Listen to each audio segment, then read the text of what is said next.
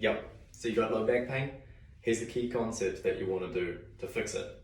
So the first thing is if you can build strength around a neutral spine. So you know how the spine, if you're looking side on, it has the curvatures going on. You can change those by tilting the pelvis or puffing the chest, flaring the rib cage. So what we want to do is figure out how to find that neutral and brace the core around that spot, and if we can move in a neutral spine for kind of the grunt work of life, so sort of like daily lifting, picking things up, all that kind of jazz.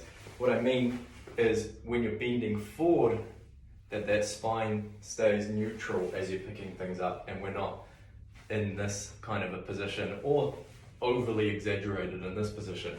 So here's the skeleton. If we're looking side on, we see this S curve in the spine.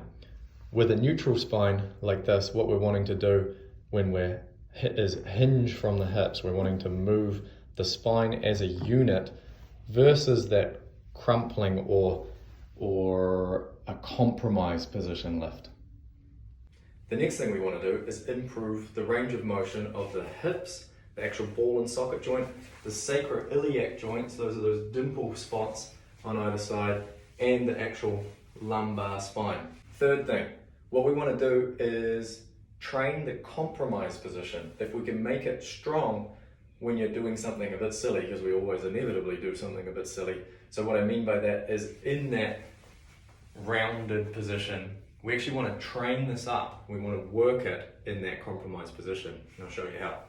So that kind of leads into that essentially there's two kinds of lifts. There's like your neutral spine when you're picking up something heavy kind of a lift, and it actually doesn't matter whether it's a squat pickup or a deadlift kind of pickup.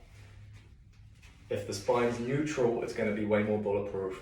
You're way less likely to tweak things and hurt things.